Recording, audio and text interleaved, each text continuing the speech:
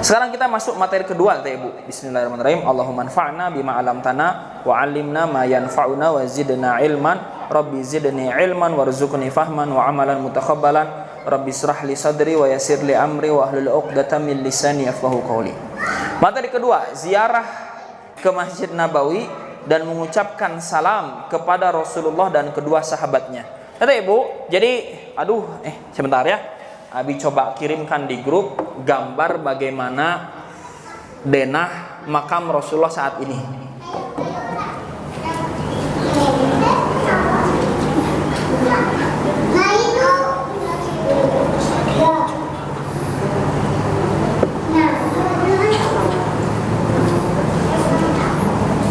Nah, ini Abi share ya Ibu ya. Abi share fotonya, simpan ke foto.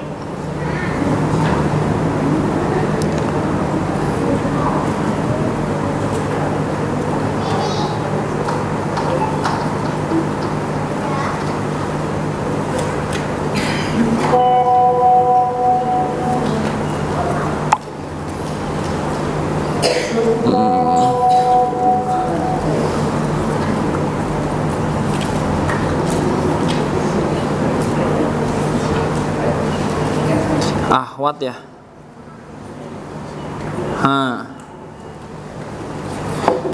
Silakan dibuka di HP-nya masing-masing ya Teh Ibu ya. Jadi Teh Ibu, kalau Teh Ibu nanti ke Masjid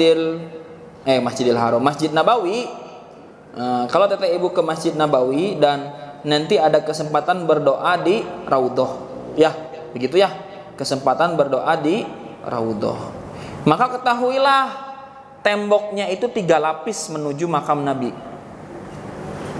Nah itu yang akan kita lihat dari luar adalah tembok yang berwarna pink. Nah itu temboknya deh Bu. Nah, yang warna pink itu temboknya. Abi teh sempat baca sejarahnya kenapa didirikan sampai 3 benteng ini ya Bu. Cuman Abi hilap deh gimana rinciannya. Ya, jadi ini teh di benteng 3 lapis tembok kata Ibu ya, di benteng 3 lapis tembok. Jadi ini teh nggak langsung begini, udah dari masa kerajaan-kerajaan dinasti-dinasti dari Abbasiyah, Muawiyah, terus Umayyah dan sebagainya teh Ibu. Sampai akhirnya bentuknya seperti sekarang ini. Nah, kalau Teh Ibu nanti ke Raudhah, maka yang dinamakan Raudhah itu adalah yang tihangnya ada lapisan berwarna emas, bentuknya seperti bunga ya. Nah itulah area Raudhah. Nah kemudian saat di area Raudhah Teteh Ibu akan melihat tembok-tembok ini. Maka tembok-tembok yang Teteh Ibu lihat itu adalah yang salah berarti ya, yang berwarna sekedar Ibu.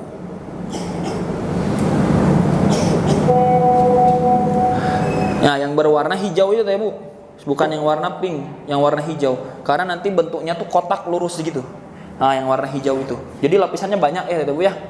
Lapisannya banyak gitu. Gitu ya. Salah Abi info pertama bukan yang warna pink, tapi yang warna hijau tuh yang paling luar tuh. Yang ada tiang-tiangnya besar-besar. Nah, itu Ibu. Jadi berlapis-lapis, kemudian itu di situ yang paling dekat dengan dinding warna biru kata Ibu, pojok yang atas itu makam Nabi, yang di tengah itu makam Abu Bakar. Kemudian yang paling bawah itu makamnya Umar bin Khattab. Jadi apa namanya teh? Posisi kuburnya ini Nabi, ini Abu Bakar, ini Umar. Gitu Ibu ya. Lihat kata Ibu bagaimana para sahabat menjaga adab mereka kepada Nabi sekalipun Nabi sudah ada dalam kubur. Apa? Abu Bakar tidak diposisikan sejajar dengan Nabi. Umar pun tidak diposisikan sejajar dengan Abu Bakar. Nah itu ya. Iya Ibu ya. Kita lanjut. Karena menziarahi Masjid Nabawi merupakan ibadah, maka diperlukan niat sebagaimana ibadah-ibadah lainnya. Karena semua amal itu harus dengan dengan niat. Jadi Bapak Ibu jangankan sholatnya, mengunjunginya saja sudah ibadah. Ke Masjid Nabawi itu Bapak Ibu berkunjung, itu sudah ibadah. Maka datang ke Masjid Nabawi harus sudah diniatkan untuk beribadah mengunjungi Masjid Nabawi. Hendaknya seorang muslim berniat menziarahi Masjid Nabawi untuk sholat di dalamnya, untuk mendekatkan diri kepada Allah sebagai wujud ketaatan dan kecintaannya kepadanya. Aduh, gitu ya Ibu ya. Bapak Ibu kalau sudah masuk Masjid Nabawi akan terjadi sesuatu di dalam hati kita yang berkenaan dengan keimanan Bapak Ibu. Gitu Bapak Ibu ya. Jadi kalau sudah pulang dari tanah suci itu selalu hatinya ingin kembali lagi. Tapi kalau sudah ingat Masjid Nabawi, ingat momen-momen di tanah suci, sok engap Bapak Ibu kanu hati itu ya. Melelahkan, jauh dari tanah suci itu melelahkan Bapak Ibu. Ketika sampai di masjid dalam keadaan telah bersuci, hendaknya mendahulukan kaki kanan ketika masuk. Demikian juga disunahkan saat memasuki masjid sambil mengucapkan Bismillah wassalatu wassalamu ala Rasulillah Allahumma gfirli dzunubi waftahli abwaba rahmatik. Itu tadi doa memasuki Masjid Nabawi ya, disunahkan. Kemudian menuju raudhah yang mulia. Nah, Ibu, di dalam Masjid Nabawi ini ada satu area dekat makam Baqi. Pintu masuknya itu lewat makam, bukan lewat atau ya, dekat ke makam Baqi. Jadi namanya adalah raudhah. Apa itu raudhah? Raudhah itu tempat di antara rumah Nabi dengan mimbarnya beliau. Ya, antara rumah dengan mimbarnya beliau. Kenapa dinamakan raudhah? Itu sebagai taman-taman surga. Dan kenapa dinamakan raudhah tadi, taman-taman surga? Karena Nabi sering berdoa di area tersebut dan doa-doanya diijabah atau mustajab. Maka untuk kita sebagai umatnya, area raudhah itu adalah area yang mustajab. Banyak-banyaklah berdoa di raudhah. Nanti ada tips dan trik supaya bisa berlama-lama di raudhah ya Bu. Bagaimana tips dan triknya? Sholat sebelah yang pakai roda, Ibu. Yang pakai kursi roda, nah itu salah satunya. Ya, kalau sudah sholatnya di sebelah yang pakai kursi roda, biasanya nggak di ayo haja, nggak gitu-gitu dah. Sama askar ya. Atau memasuki raudhahnya menjelang azan. Menjelang azan. Karena nanti begitu masuk raudhah terus azan, udah ditutup pintu raudhah teh. Pintu masuk ke area raudhah itu ditutup. Sehingga apa? Yang tersisa di raudhah pada saat azan itulah yang nanti akan sampai selesai sholat. Ya. Tapi sayangnya kalau Teteh Ibu bersama travel itu nanti ada waktunya sudah ditentukan. Ya. Tapi kalau Teteh Ibu mau mandiri ke raudhah, maka yang diperlukan adalah Teteh Ibu download aplikasi namanya Nusuk. Warnanya coklat Teteh Ibu. Kok Abi dikirim atuh ya. Aplikasi Nusuk. Ini salah. Aplikasi.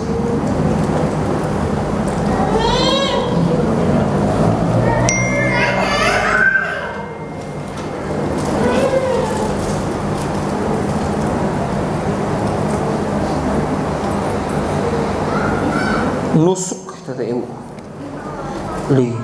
Oh, salah ketik abinya. Kerap Teteh Ibu ya.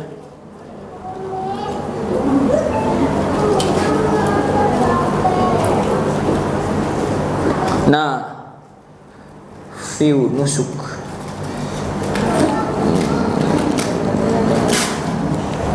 Loh. Kok nggak bisa ya? Ada Nusuk Teteh Ibu, ada yang sudah bisa buka? Coba di Google dibuka Nusuk, atau kalau enggak di Google Play. Nah ini bagikan, selling. Nah ini Teteh Ibu ya, yang mau download aplikasi Nusuk, nanti di situ akan diminta memasukkan visa kalau nggak salah apa paspor gitu. Nah itu ya. Nah itu aplikasi nusuk. Jadi nanti Dukata, ini teh bisa pakai bahasa Indonesia nggak ya? Nusuk.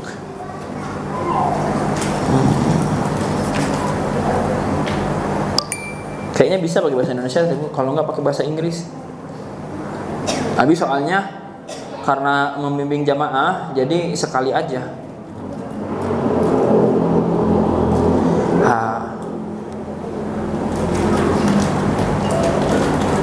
Mananya? Ya, Ibu ya. Kita lanjutkan. Kemudian menuju Raudhah yang mulia, jika masih ada tempat, jika sudah penuh, maka boleh di bagian mana saja di dalam masjid tersebut. Lalu sholat 2 rakaat atau lebih. Kemudian menuju kamar Nabi yang mulia, lalu mengucapkan salam kepada Nabi SAW dengan berdiri menghadap ke arahnya, lalu mengucapkan salam kepada Rasulullah SAW dengan ucapan Assalamu alayka ya Rasulullah, Assalamu alayka ya Nabi Allah, Assalamu alayka ya khairal khalqillah, Assalamu alayka ayuhan nabiyyu wa rahmatullahi wa barakatuh, Asyhadu an la ilaha illallah wa asyhadu annaka abdullah wa rasuluh, qad balagtar risalah wa addaital amanah wa nasahtal ummah wa jahadta fillah haqqa jihadih, sallallahu alaika wa ala alika wa azwajika wa dzurriyyatika wassalamu tasliman katsiran. Itu kata Ibu ya.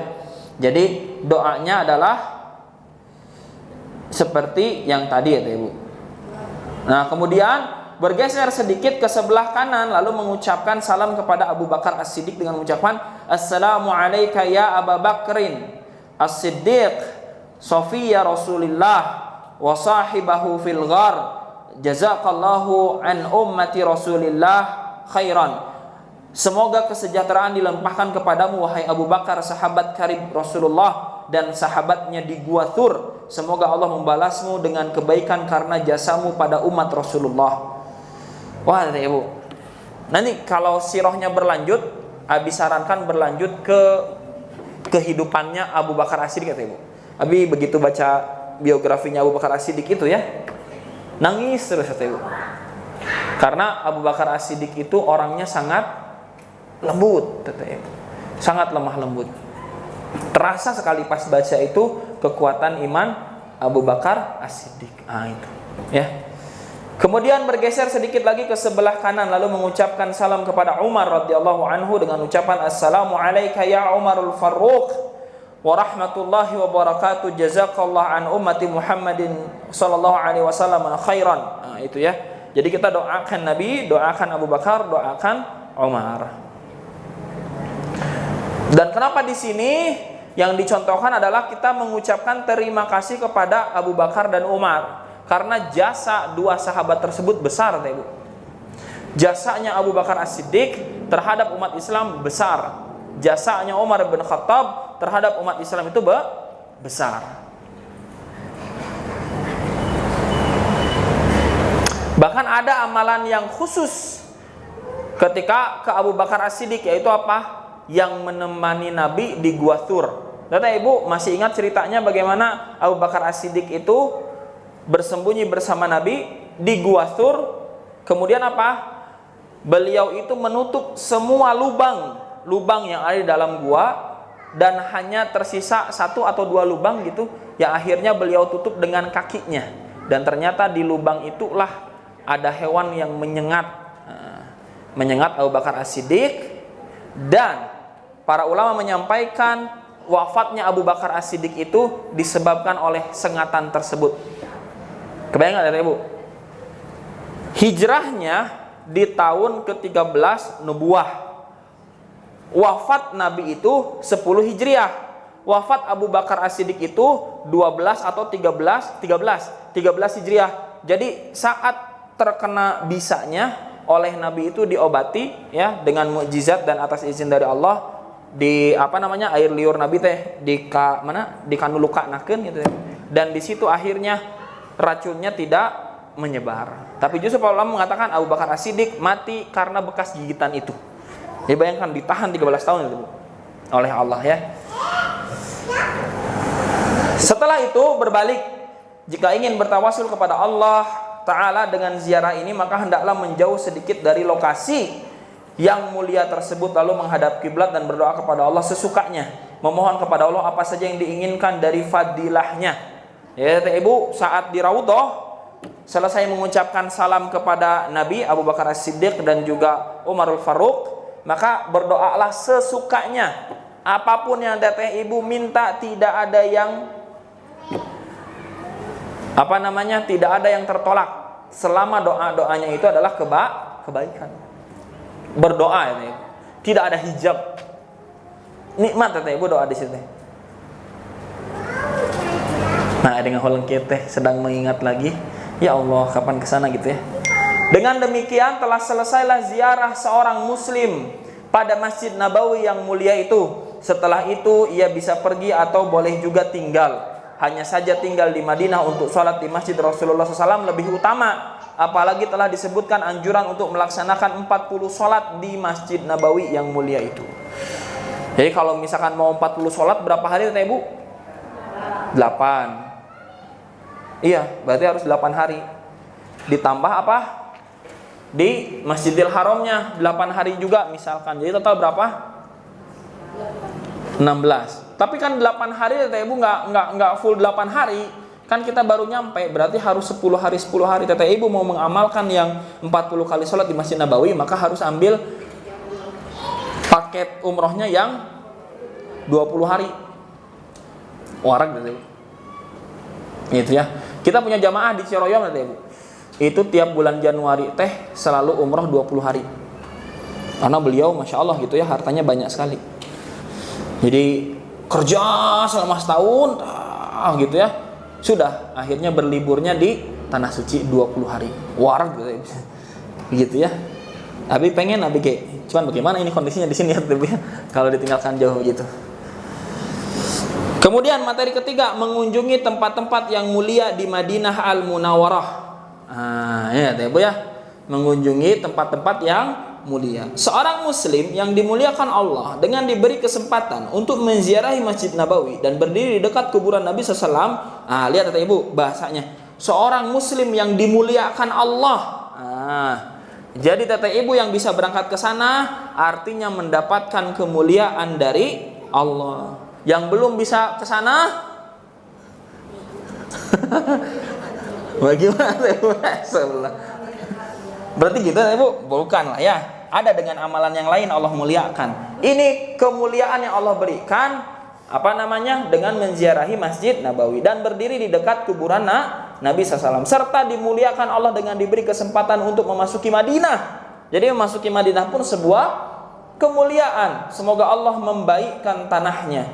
Maka lebih baik lagi jika ia mendatangi Masjid Quba untuk sholat di sana. Masjid Quba itu tuh Teteh Ibu, kalau jalan kaki 1 jam. Kalau pakai mobil golf Teteh Ibu ya, mendingan ya mobil golf ya. Namanya teh? Baji kar itu namanya teh apa ya? Pokoknya nama mobil golf Teteh Ibu yang panjang itu, jika odong-odong gitu ya. Itu bayar 10 real. Cuman 10 menit Teteh Ibu nyampe ke Masjid Quba. Atau biasanya kalau umrohnya bareng kita Teteh Ibu itu pasti ke Masjid Quba itu pasti. Karena Nabi SAW pun menziarahi Masjid Quba dan sholat di dalamnya. Demikian juga para sahabat beliau setelahnya. Nabi SAW bersabda, "Man tatahhara fi baitihi wa ahsanat tuhur thumma ata Masjid Quba la yuridu illa salata fihi kana lahu ka ajri umrah."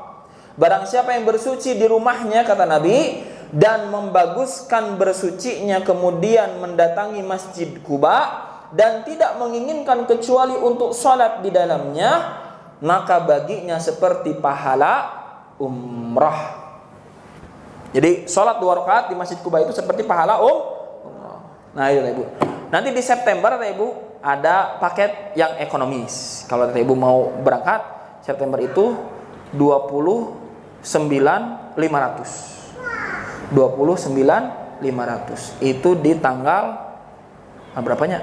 Pokoknya di tanggal akhir kalau nggak salah, akhir September. Itu Ibu ya. Biasanya kalau di akhir September gitu teh sok ada hujan kata Ibu. Kalau Abi lihat tahun kemarin memperhatikan teh September itu ada hujan, September Oktober ada hujan. Gitu Ibu ya, Abi hoyong ada hujan di sana deh. Pas ke sana pas lagi hujan, badai hujanan.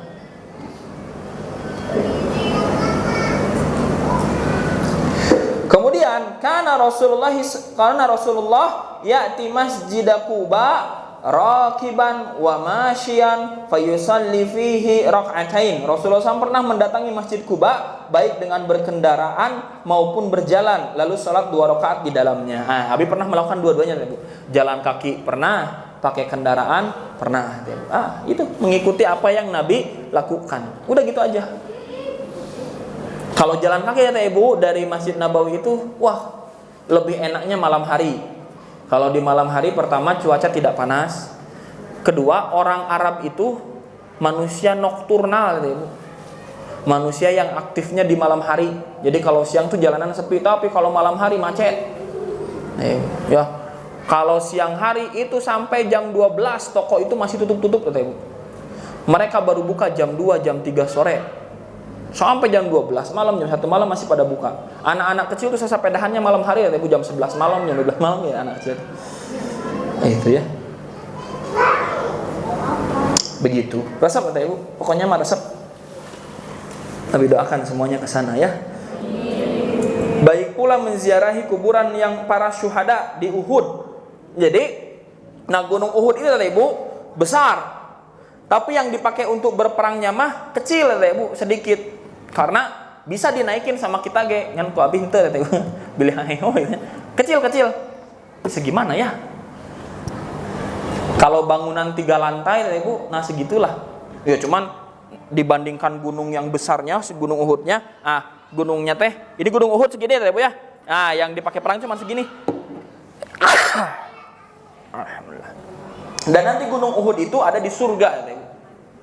Bayangkan kalau kita pernah menziarahi gunung yang nantinya akan ada di surga, dan kita minta kepada Allah agar gunung ini bersaksi di hadapan Allah kita pernah menginjakkan kaki, dan kita minta kepada Allah agar dia bersaksi, kan itu mah doa kita gitu, agar ini tanah yang kita injak ini bersaksi di hadapan Allah kita pernah kesini dengan membuktikan keimanan kita.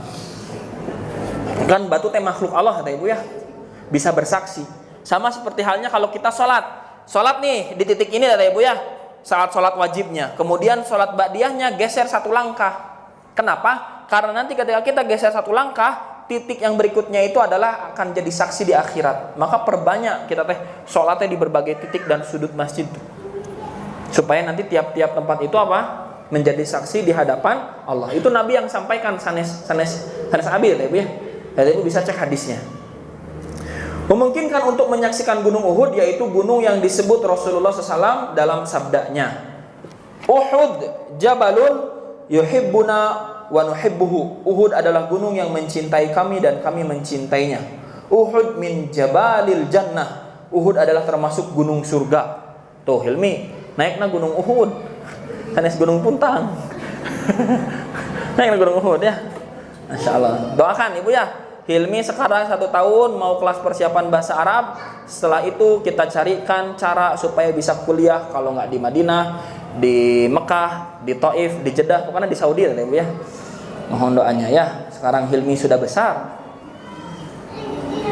Pernah suatu ketika terjadi gempa di bawah kaki Nabi SAW. Saat itu beliau bersama Abu Bakar, Umar dan Utsman, lalu beliau bersabda, Uskun Uhud wa darabahu birijlihi fama 'alaika illa nabi wa siddiqun wa syahidan. Diamlah engkau wahai Uhud. Nah, itu ya. Pernah suatu ketika terjadi gempa di bawah kaki Nabi SAW. Saat itu beliau bersama Abu Bakar, Umar dan Utsman, lalu beliau bersabda. Jadi Nabi sedang menginjak gunung Uhud, kemudian gempa gunung Uhud teh. Kumaha kata Nabi?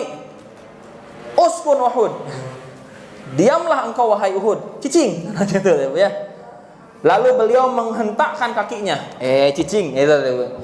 Tidaklah di atasmu kecuali seorang nabi, seorang siddiq dan 2 orang syahid.